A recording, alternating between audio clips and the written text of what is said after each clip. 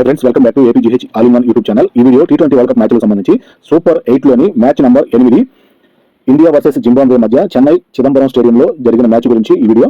Zimbabwe toss గెలిచి bowling ఎంచుకున్నారు. India batting openers గా Sanju Samson, Abhishek Sharma right left hand batters క్రీజులోకి వచ్చారు. ఈ మ్యాచ్ లో రింకు బదులుగా సంజు శాంసన్ కి అవకాశం లభించింది. అలాగే వాషింగ్టన్ సుందర్ ప్లేస్ లో అక్షర్ పటేల్ కి అవకాశం లభించింది. వీరిద్దరు గేమ్ పరంగా మార్పుల ద్వారా వీరిద్దరికి క్రీజులో ఆడే అవకాశం అయితే లభించిందని చెప్పుకోవచ్చు. గ్రౌండ్ తో ఆడే విధానంగా అవకాశం అయితే కల్పించారు.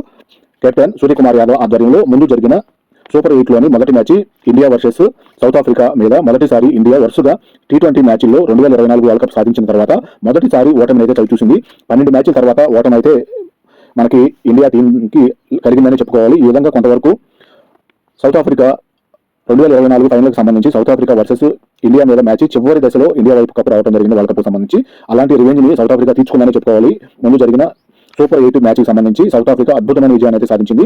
ఆ కసితోటి ఎట్లాగైనా సెమీఫైనల్ కి క్వాలిఫై అవ్వాలంటే జింబాబ్వే మీద మ్యాచ్ తప్పనిసరిగా గెలవాల్సిన పరిస్థితి ఇండియాకి. ఈ విధంగా మ్యాచ్ ప్రారంభం అయితే అయింది.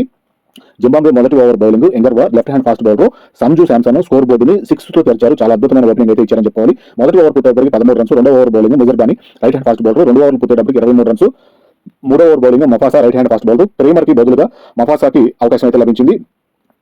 ఈ జింబాబ్వే టీముకు సంబంధించి ఒక మార్పుతోటి ఈ మ్యాచ్ అయితే ఆడటం జరిగింది. క్రేమర్ కి బదులుగా మఫాసా బౌలింగ్ చేస్తున్నారు.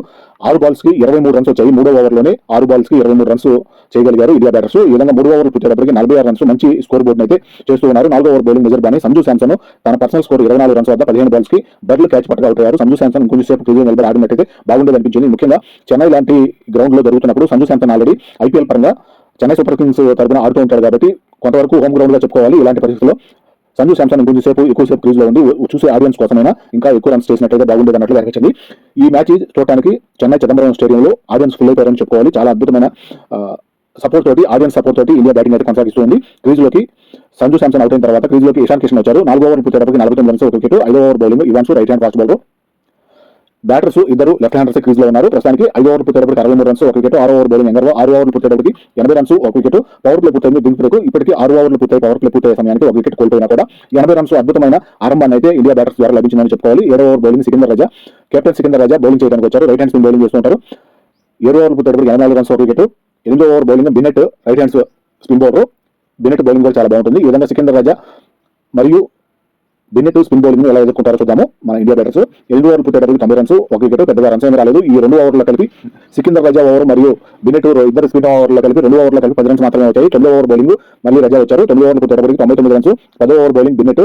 ఇక్కడికి అభిషేక్ శర్మ, ఇషాన్ కిషన్ పరుగుల భాగస్వామ్యం 59 రన్స్ 36 బాల్స్ కి చాలా బాగుంది అనిపించింది. 10వ ఓవర్ పుట్టేటప్పటికి 109 రన్స్ ఒక వికెట్. సగం ఇన్నింగ్స్ పూర్తయింది. ఇక్కడికి 11వ ఓవర్ బౌలింగ్ రాజా, అభిషేక్ శర్మ అర్ధ సెంచరీ పూర్తి చేసుకోగలిగారు. ఇప్పటివరకు Abhishek Sharma T20 world cup మ్యాచ్లకు సంబంధించి తన అద్భుతమైన ప్రదర్శన చూపించలేకపోయారు. వరుసగా 3-0 తోటి డకౌట్ గా వెనుదిరిగి తర్వాత జరిగిన మ్యాచ్ లో 15 రన్స్ వరకు మాత్రమే చేయగలిగారు సౌత్ ఆఫ్రికా మ్యాచ్ లో. ఈ విధంగా ఇప్పుడు ఈ సూపర్ 8 పరంగా జింబాబ్వే మీద జరిగిన మ్యాచ్ తోటి అర్ధ సెంచరీని అయితే పూర్తి చేసుకోగలిగారు. అంతకుముందు జింబాబ్వే మీద జరిగిన మ్యాచ్ లోనే తన సెంచరీని అయితే ఒకసారి నమోదు చేసుకోవడం జరిగింది. ఈ విధంగా ఈ జింబాబ్వే టీం అనేది అభిషేక్ శర్మకి ఫేవరెట్ గా మారిపోయిందని చెప్పవచ్చు. అర్ధ సెంచరీ 26 బాల్స్ లో అద్భుతమైన బౌండరీలతో సాధించుకోవడం జరిగింది. ఇషాన్ 38 రన్స్ వద్ద 24 బాల్స్ కి ఎంగర్వా క్యాచ్ పట్టగా అవుట్ అయ్యారు. క్రీజ్లోకి సూర్యకుమార్ వచ్చారు. 11 ఓవర్లు పుట్టేటప్పటికి 125 రన్స్ 2 వికెట్లు. 12వ ఓవర్ బౌలింగ్ ఇవాన్స్ 12 ఓవర్లు పుట్టేటప్పటికి 134 రన్స్ 2 వికెట్లు. 13వ ఓవర్ బౌలింగ్ మఫాసా, అభిషేక్ శర్మ కూడా 55 రన్స్ చేసి 30 బాల్స్ కి సికిందర్ రాజా క్యాచ్ పట్టగా అవుట్ అయ్యారు. క్రీజ్లోకి హార్దిక్ పాండ్యా వచ్చారు. 13 ఓవర్లు పుట్టేటప్పటికి 151 రన్స్ 3 వికెట్లు. 14వ ఓవర్ బౌలింగ్ బర్లు 14 ఓవర్లు పుట్టేటప్పటికి 161 రన్స్ 3 వికెట్లు. డ్రింక్స్ బ్రేక్ తీసుకున్నారు. 15వ ఓవర్ బౌలింగ్ ఎంగర్వా, సూర్యకుమార్ యాదవ్ కూడా 33 రన్స్ వరకు మాత్రమే చేసి 13 బాల్స్ కి ముసిక్వా క్యాచ్ పట్టగా అవుట్ అయ్యారు. క్రీజ్లోకి తిలక్ వర్మ వచ్చారు. 15 ఓవర్లు పుట్టేటప్పటికి 176 రన్స్ 4 వికెట్లు కోల్పోయింది ఇండియా. 16వ ఓవర్ బౌలింగ్ ముజర్బాని 16 ఓవర్లు పుట్టేటప్పటికి 187 రన్స్ 4 వికెట్లు. 17వ ఓవర్ బౌలింగ్ ఇవాన్స్ 17 ఓవర్లు పుట్టేటప్పటికి 201 రన్స్ చేసి 4 వికెట్లను కోల్పోయింది టీమిండియా. 18వ ఓవర్ బౌలింగ్ మెజర్బాని 18 ఓవర్లు పుట్టేటప్పటికి 220 రన్స్ 4 వికెట్లు. 19వ ఓవర్ బౌలింగ్ ఎంగర్వా, పరుగుల భాగస్వామ్యం హార్దిక్ మరియు తిలకలు 54 రన్స్ 23 బాల్స్ కి చాలా బాగుంది అనిపించింది. 18 ఓవర్లు పుట్టేటప్పటికి 241 రన్స్ చేసి 4 వికెట్లు కోల్పోయింది టీమిండియా. 20వ ఓవర్ బౌలింగ్ ఇవాన్స్ 20 ఓవర్లు పుట్టేటప్పటికి 256 రన్స్ చేసి 4 వికెట్లను కోల్పోవడం జరిగింది. ఈ విధంగా 256 టార్గెట్ అనేది చాలా సూపర్ టార్గెట్ అని చెప్పుకోవచ్చు. సూపర్ బ్యాటింగ్ తో హార్దిక్ అర్ధ సెంచరీ కూడా పూర్తి చేసుకోగలిగారు. 50 రన్స్ 23 బాల్స్ కి పూర్తి చేస్తున్నారు.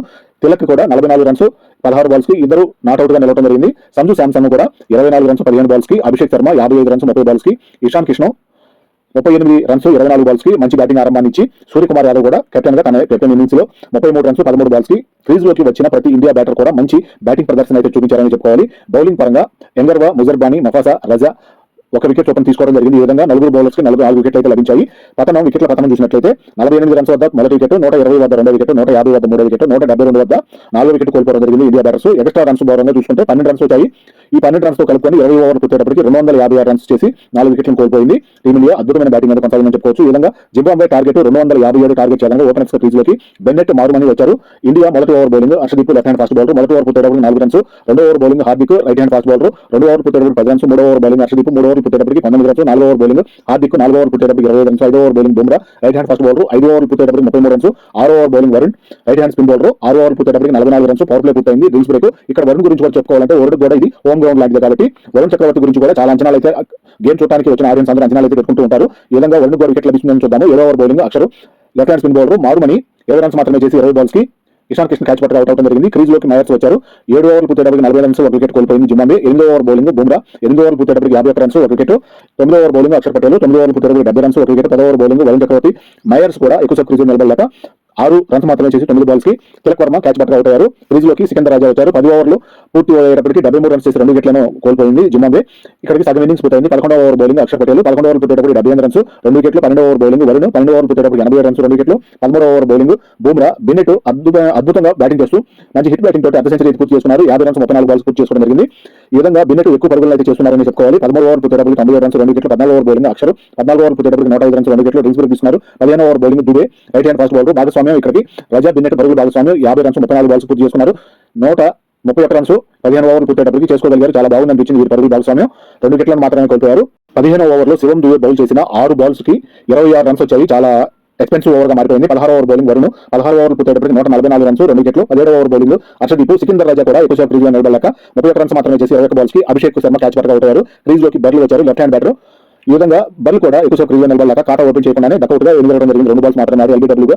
క్రీజ్ లోకి ముంజోంగా వచ్చారు రైట్ హ్యాండ్ బ్యాటర్. 17 ఓవర్ పూర్తయ్యేటప్పటికి 152 రన్స్, 4 వికెట్లు. 18 over bowling Hardik Pandya, 18 over పూర్తయ్యేటప్పటికి 160 రన్స్, 4 వికెట్లు. 19 ఓవర్ బౌలింగ్ హర్షదీప్. ముంజంగా కూడా ఎక్కువ క్రీజ్ లో నిలబడలేక 11 రన్స్ మాత్రమే చేసి 6 బాల్స్ కి క్లీన్ బౌల్డ్ అవుట్ అవడం జరిగింది. క్రీజ్ లోకి ముసిక్వా రైట్ హ్యాండ్ బ్యాటర్. 19 ఓవర్లో పూర్తయ్యేటప్పటికి 164 రన్స్ మాత్రమే చేసి 5 వికెట్లు కోల్పోయింది జింబాబ్వే. 20 ఓవర్ బౌలింగ్ శివం దుబే. ముసిక్వా కూడా 7 రన్స్ మాత్రమే చేసి 4 బాల్స్ కి సంజు శాంసన్ క్యాచ్ పట్టుకు అవుట్ అవడం జరిగింది. క్రీజ్ లోకి ఆఖరి బాల్స్ 3 బాల్స్ మాత్రమే ఉన్నాయి. ఇవాన్స్ క్రీజ్ లోకి వచ్చారు. 20 ఓవర్లు పూర్తయ్యేటప్పటికి 184 రన్స్ మాత్రమే చేసి 6 వికెట్లను కోల్పోయింది జింబాబ్వే. ఇండియా 72 రన్స్ తేడాతోటి మంచి భారీ విజయాన్ని అయితే సొంతం చేసుకోగలిగింది. బిన్నెట్ సూపర్ బ్యాటింగ్ చేస్తూ 97 రన్స్ 59 బాల్స్ కి నాట్అవుట్ గా నిలవడం జరిగింది. ఓపెనర్ గా క్రీజ్ లోకి వచ్చి ఆఖరి బాల్ వరకు క్రీజ్ లో నిలబడగలిగి 97 రన్స్ చేశారు. సికందర్ రాజా 31 రన్స్ 21 బాల్స్ కి, మారుమని 20 రన్స్ 20 బాల్స్ కి చేయగలిగారు. అంతవరకు మాత్రమే మంచి బ్యాటింగ్ విధానం అయితే కనిపించింది. ఎక్స్ట్రాలు 11 ఎక్స్ట్రా రన్స్ అయితే లభించాయి. బౌలింగ్ పరంగా హర్షదీప్ 3 వికెట్లు, వరుణ్ అక్షర్ దుబే చెరో తలా వికెట్ మాత్రమే తీయగలిగారు. వికెట్ల పతనం చూసినట్లయితే 44, 72, 144, 144, 162, 173 వద్ద వికెట్లను కోల్పోయి 184 రన్స్ మాత్రమే చేసి 6 వికెట్లను కోల్పోయారు. Player of the match Hardik Pandya 50 runs, అద్భుతమైన 23 బాల్స్ కి సూపర్ బ్యాటింగ్ అందించిన విధానంగా హార్దిక్ పాండ్యా అద్భుతంగా ఆఖరి ఓవర్స్ లో రన్స్ రాబట్టి ప్లేయర్ ఆఫ్ ది మ్యాచ్ గా నిలిచారు. ఇండియాకి సెమీఫైనల్ ఆశలు సజీవంగా ఉన్నాయి. ఇది వీడియో. థాంక్యూ, ధన్యవాదాలు.